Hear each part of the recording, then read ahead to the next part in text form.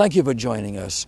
Our show today will present a discussion about Israel, past and present, from the perspectives of my friend Colonel Raanan Gissin, visiting here from Israel, and Rabbi Efrem Goldberg, the highly respected rabbi of the Boca Raton Synagogue, who recently delivered the opening invocation in the U.S. House of Representatives. The Boca Raton Synagogue is the largest Orthodox synagogue in the southeast United States, and Dr. Raanan Gissin is an Israeli analyst and consultant specializing in the Arab-Israel conflict. He served as senior advisor to Prime Minister Ariel Sharon and as spokesman to the IDF and the Israel government, and he appears frequently on CNN, MSNBC, and Fox. We'll hear their respective views on Israel following these messages. Healthcare costs are bankrupting America. The cause is federal overregulation. Unless a free market is restored, no one, including government, business, or individuals, will be able to afford the high cost of healthcare. My new book, Pharmocracy, exposes the corruption that causes needless suffering and death while our nation sinks into financial ruin. This essential book is only $24, and you'll also receive a free subscription to Life Extension magazine. Get your book today.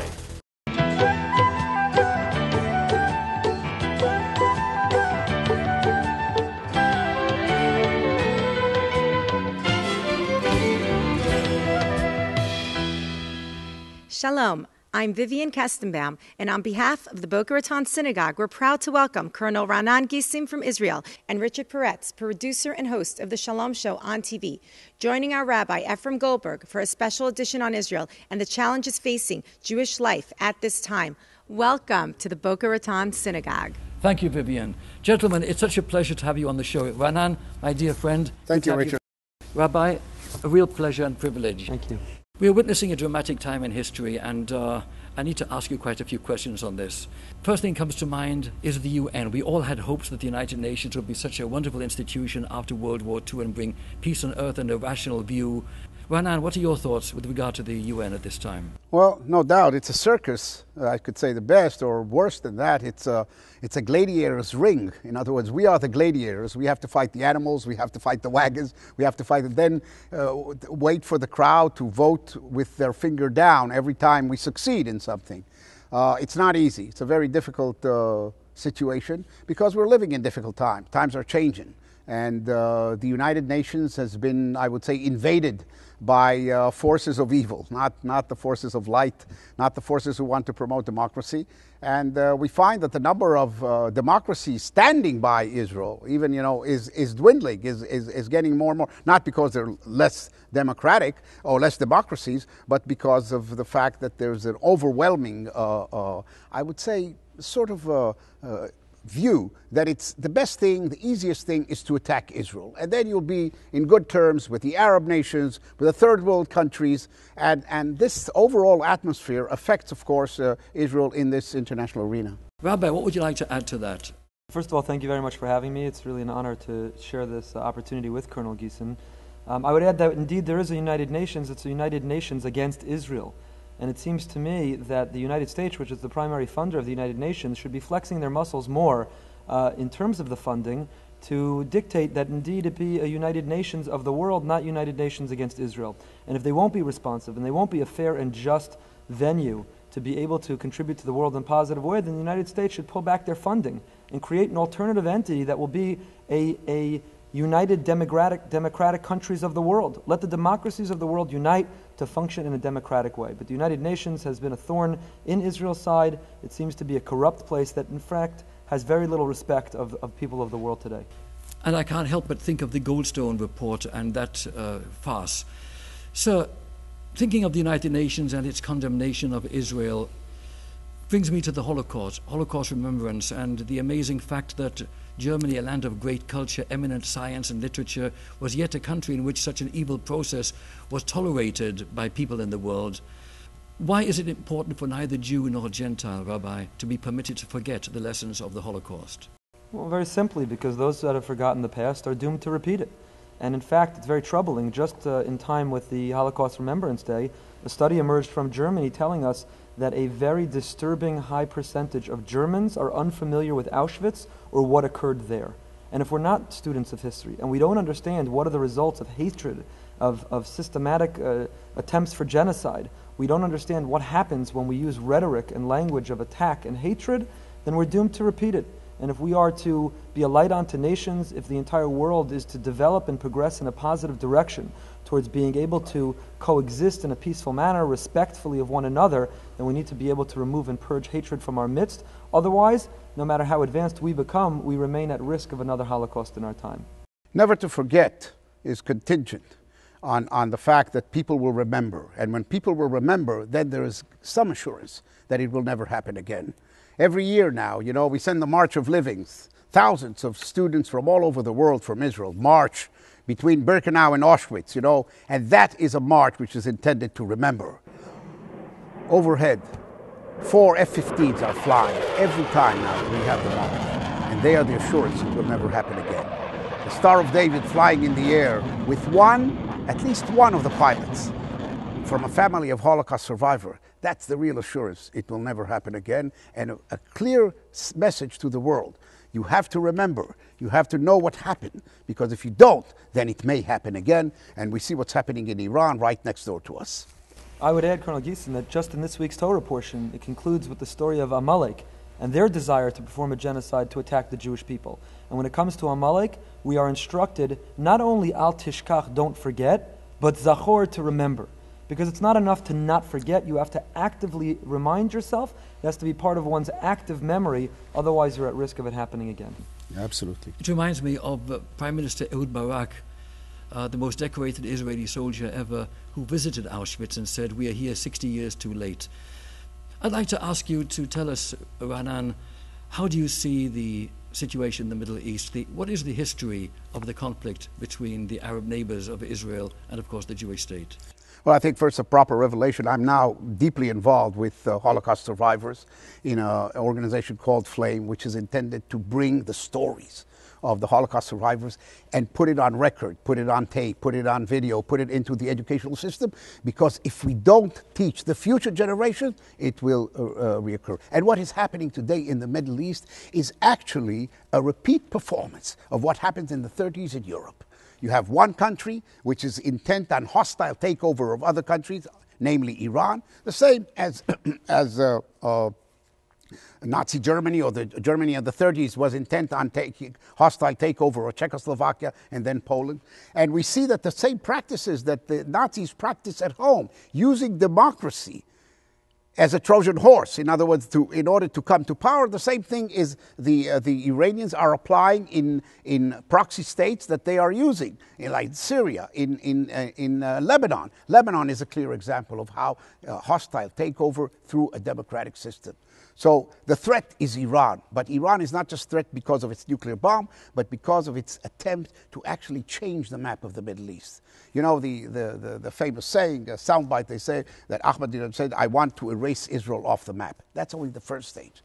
The second stage will be to rearrange, to erase the map of Western civilization as we know it, and replace it with a different map of, I would say, Islamic republics extending from the Mediterranean and Europe all the way down to the Gulf states. Very interesting point, Raanan.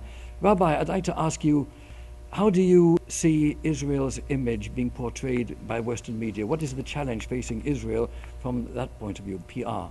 Well, it seems to me there's a terrible media bias against Israel. Israel is held very unfairly. The standard that Israel is measured by is a standard that applies to no other nation, no other people, no other country on earth. In their right to defend themselves, in their right to exist peacefully and happily. Israel is distorted by the media on a regular basis, and unfortunately it's an uphill battle for us to be able to correct those distortions and to be able to continue to allow the American people to see an accurate picture. The good news for us is that despite the media distortions and bias, the majority of Americans are very pro-Israel.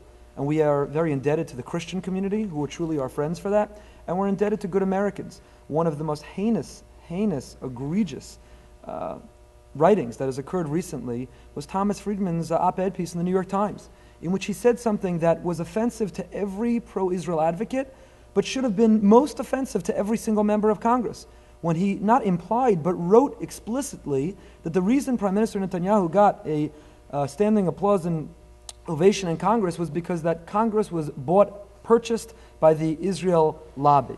That's offensive. What does that say about our Congress and their integrity? What does it say about the pro-Israel community and our integrity? And of course it's not true. The reason Congress are so favorable towards Israel is because they honestly, sincerely, and genuinely believe it. And they are reflecting their constituents. The American people are, thank God, very favorable towards Israel. But we can't take that for granted. Because there's so many systematic attempts, because the media seems so biased, distorted, and bent on portraying Israel in such an unfavorable light, we have to be very proactive, constantly in bringing the truth to light, in being able to portray Israel as the incredible, light, just, positive, wonderful, outstanding place that it is.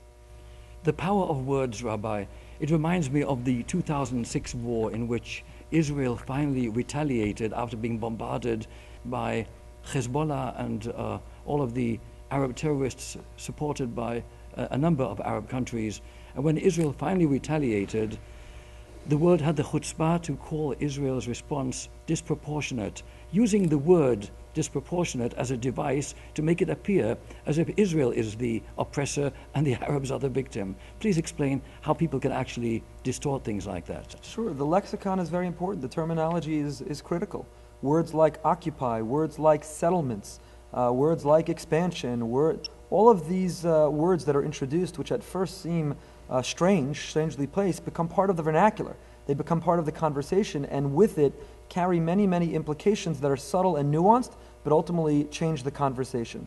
To describe Israel's reaction as disproportionate is absurd. If a rocket would fly into Texas, can we, for a moment, not think that America would react? We would never describe it as disproportionate. America, what they did to Osama bin Laden in his compound, what America has done using drones, using aerial assaults, what America has done in order to win the war in Iraq or Afghanistan, are those disproportional? Of course not. It's just that the number of civilian casualties in Afghanistan and Iraq are not spoken about on a regular basis. But on a proportional basis, they're much greater than anything Israel has done in terms of casualties that have come out. Israel, the most sensitive, and I can't speak about this, Colonel Gissin could speak infinitely better than I could in that area, but the Israeli army is the most ethical and moral in the world, and any language which seeks to describe or to position them as anything short of that is simply distortion and biased. These are very important points. I'd like us to continue, but we have to pause for these commercial messages. We'll be right back.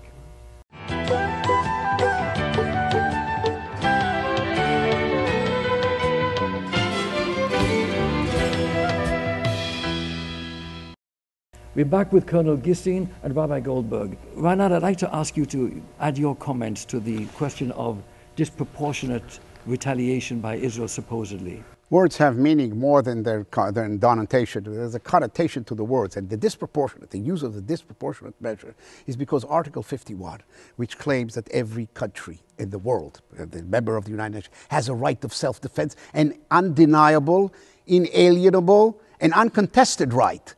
But the right has to be exercised with proportional measures. The minute you say that it's disproportionate, you pull the rug from underneath the legitimacy of Israel having the right of self-defense. In other words, anything Israel does, it's not self-defense. Anything that Israel does is a criminal act. Therefore, the scene itself is not the scene of self-defense, which Israel is engaged, like the forces in Afghanistan and they were in Iraq. That was accepted. That was self-defense. But what Israel does is a crime action because of the fact that it is not actually engaged in self-defense. But you know what my answer was? That's what I said in South Africa in 2006.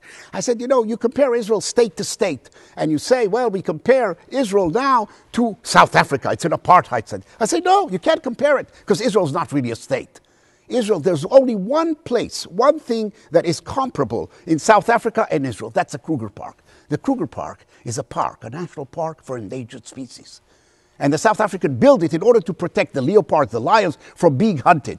And I say Israel is the size of the Kruger Park, but also serves the same function as the Kruger Park in the Middle East. Israel is the national park for endangered species called the Jewish people. And as long as the Jewish people are endangered and being persecuted, they have the right to built fences, and established Israel and built Israel as a national park. You know, national parks, it's a great place to visit. Our doors are open, like that of the Kruger Park, except the hunters and poachers, we don't allow to come. So what do? We play house calls. We go and visit them in their places so they won't come and hunt us. As long as the Jewish people are being hunted, then Israel is not really a state in the physical sense, but a national park for endangered species. Interesting thought. Rabbi, how do you see the challenges facing Jewish life in general in the United States at this time? That's a broad question, but I would say the biggest challenge facing the Jewish people, the biggest threat that we face, is assimilation and intermarriage. More than it is any anti-Semitism, more than it is any enemy from without, it is the enemy from within. The enemy from within means both the ignorance that is not the fault of any particular Jew. Unfortunately, not everybody has had the privilege of a rich Jewish education, a strong background, and therefore have positive associations with traditional Judaism. Many people barely know or identify themselves as Jewish. Our efforts, our money, our resources should not be in fighting anti-Semitism in America, it should be in fighting ignorance. Outreach needs to be a greater focus for all of us. Every synagogue should have an outreach component to it, an outreach rabbi dedicated in that synagogue. Every strongly identified Jew needs to see themselves as an ambassador responsible to reach out to fellow Jews in the workplace, at the supermarket, at gym, or to their neighbor. Because if we're not going to spread the message and the light, then we don't have to worry about the enemy from without. We will diminish our numbers, we will exterminate our own people by fully assimilating and losing our identity. Rabbi, this temple is one of the largest congregations in the United States. Tell us about it. Boca Raton Synagogue, I'm very proud and honored, has close to 700 families, very, very active. I would say our strength is our diversity. Under the same roof, we have 7 services every Shabbos morning, but they're comprised of people who have been religious their whole life, people who are still driving to the shul on Saturday morning. We have a large Sephardic minyan, we have an Ashkenazic minyan, we have what we call our Shtibel minyan, many people who became religious through Chabad. It's the diversity that remains unified. It's valuing the diversity but celebrating the unity that is not only our motto and hallmark, but it's our essence that really keeps us a strong community. Very important and really wonderful. I'd like to corroborate everything the rabbi said because I think, we're a problem-solving nation. We have the capability of solving the problems of the world. Education, food, medicine, science, technology. We have 15 satellites up there in the air, just they go the other way than other satellites. But the one problem that seems to be the problem is our own problem. And over our head is a Damocles sword, a demographic Damocles sword. In 1945, after we lost 6 million people, there were 11 million people in the world, 11 million Jews in the world. How many are they today? We weren't able to replenish, 13 million? Maybe 14 million? This is the demographic issue is a major issue. It's an internal problem. So the same thing as the rabbis say, assimilation is one part of the problem. The other thing is a much more basic philosophical thing. We've got to find a solution how Jews can live together. I can share with you one fact, with Sharon, before he slipped into a coma, with the last interview that he did with a Japanese television crew. And they asked him, Mr. Sharon, Prime Minister Sharon, what is the thing that makes you worry most of all for the future of the State of Israel? He said, it's not the terrorists. It's not Iran. We can handle that. What I'm worried is how Jews are going to live in this world 300 years from now. In other words, how are we going to be able to live together? Our main problem is finding a solution to live together. 2,000 years ago, Josephus Flavius wrote a book, The War of the Jews. That was because why the Second Temple was destroyed. And he explained exactly. You take that book and you place it today, and the writing is on the wall. We have to learn to live together at peace with ourselves. Only then can we make peace with our neighbors.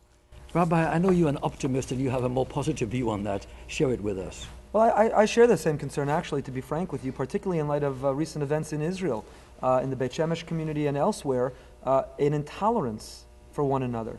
It's a terrible word that we describe that Jews should tolerate one another. People should tolerate. You don't tolerate people. You tolerate a bad reaction to a medicine. You tolerate not feeling well. People you don't tolerate, you respect, you accept, and you welcome. And the fact that we don't know how to disagree agreeably, I'm not suggesting that we need uniformity. I'm not suggesting rather that everyone should have equal authority. We don't need uniformity and we don't need divisiveness. We need to be able to disagree agreeably. We need to be able to maintain our respect for one another even when we choose different lifestyles or different ways of observance. That doesn't water down or dilute our own personal beliefs. We have to remain true to our tradition and to our personal beliefs without diluting or compromising them, but we can remain true to our convictions and at the same time not discriminate, not be offensive, not be intolerant of others, and that's something we need to work on. If there's any silver lining in that situation, in Beit Shemesh, in Israel, and elsewhere, it speaks to just how much the Jewish people are flourishing and thriving. Because when the enemy from without is attacking, it doesn't discriminate. Hitler didn't ask, are you Reform, Conservative, or Orthodox? Are you Ashkenazic or Sephardic? What's your skirt length? Or how big or what is your kippah made out of? Hitler didn't ask those questions. Our enemies murdered indiscriminately. It's only when we have the comfort and the luxury of our own success that we begin to turn on one another. And therefore, if there's any silver lining, it's, thank God these are our biggest problems, but it is genuinely a problem, and if we don't fix it, then we will remain in the condition that we are. Following the profound words that the rabbis say, I want to leave you with a picture in your mind, because picture speaks more than 1,000 words, and every word that he said is a real issue. After the peace process, the first thing we learned to do, as far as body language, is to embrace our Arab neighbors, our Arab leaders. We embrace them, we kiss them, we hug them, we shake their hands. And the one thing we forgot is to embrace each other. Rabbi, we have a few moments left. We have to do this again sometime. But I want to ask you about your thoughts with regard to Jonathan Pollard. Thank you for asking. I think it's a very important issue and topic, and so I'm glad that you asked. The Jewish people, historically, have never forgotten our own. We don't abandon them, we don't walk away. We didn't Gilad Shalit, and thank God, one of the great miracles of our time is that he's home, and we are so grateful for that. And we can't when it comes to Jonathan Pollard. Nobody is denying that Jonathan Pollard violated the law. No one is denying that Jonathan Pollard deserved to serve the consequences, to serve a prison sentence for his violation of the law. He was a traitor to America, and as an American, that's disturbing. On the other hand, he doesn't deserve to serve in such a disproportionately longer sentence than anyone with any similar violation. 4 or 5 times longer than anyone of a similar circumstance. Now everyone says, well, there must be something about Jonathan Pollard that we don't know. There must be something in his file that no one has offered clemency. And my response is simple. Did the last 3 CIA directors not have access to his file? Was there a clearance they were missing? Because the last 3 CIA directors have all written letters advocating for Jonathan Pollard's clemency, his release. Henry Kissinger, bipartisan effort in Congress and Senate, leaders from around the world, religious and political leaders, have all advocated. The Prime Minister of Israel has sent a request to the President of the United States, and he has yet to get a response in terms of his considering Jonathan Pollard's release. Again, Pollard deserves to have served. What he did was wrong. He acknowledges it was wrong. We all acknowledge it was wrong. But now it's a humanitarian issue. Jonathan Pollard is an ill man. He's sick. Jonathan Pollard lost a parent and wanted to attend the funeral, was not given permission. Jonathan Pollard is being treated in a more harsh fashion than those who have spied on behalf of enemies as opposed to on behalf of an ally. My feeling is that we need to continue to advocate on his behalf until he is released. I had the opportunity to attend a meeting with the Vice President, with Joe Biden, with a group of rabbis a number of months back. And without anybody asking the question, the Vice President volunteered on his own that the President would consider clemency, but you'll have to get past him first. And the Vice President spoke in the most harsh way that I've ever heard.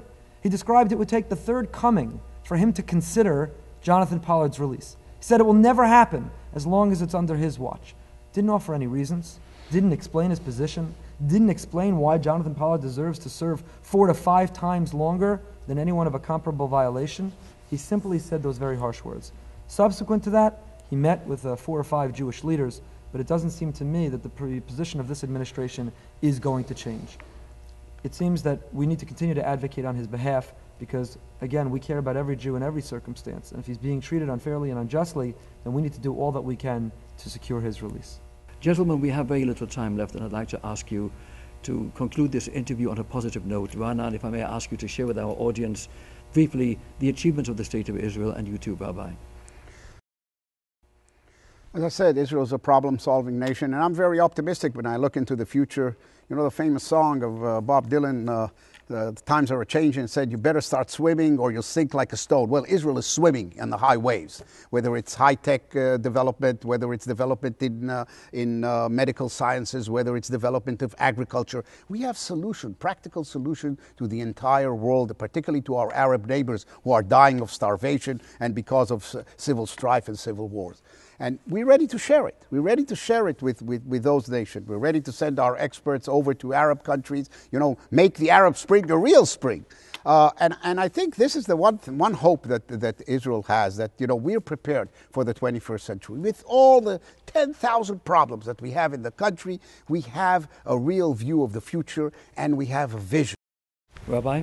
Well, it's hard to follow the Colonel. He articulated the message so well, and I couldn't agree more. I would just add, the good news is that Israel's doing all the right things. It's the narrative that needs to change. The tragedy of the modern state of Israel is that the conversation about Israel around the world has been monopolized about what's wrong, about the issue of conflict, about the issue of tension, about the issue of war, rather than being directed and focused on what it should be, which is the incredible amount of Nobel laureates that have emerged from this tiny sliver of a country, which is the contributions in technology, in science, in medicine, in a space program. We recently hosted here at the synagogue the Minister of Science and Technology, Daniel Hershkovitz, Rabbi Dr. Daniel Hershkovitz. And he shared with us the incredible advancements in the space program of Israel, something that Canada doesn't have a space program, the UK doesn't have a space program, but that little modern state of Israel has an incredible space program. On the ground, the facts are so optimistic, so positive. The contributions around the world, Israel the first to Haiti, setting up the mobile hospital. Israel on a regular basis, one of the first responders to any natural catastrophe in the world. The facts on the ground are fantastic. If we can simply redirect the narrative and the topic of conversation and shine a light on what already exists, then we could bring the world to a greater support and love of Israel as they should have. Bezrat Hashem. Rabbi, a real pleasure and privilege to have you on the show, and my friend Colonel Gissin, always good to have you. Thanks for having us. I'll be right back.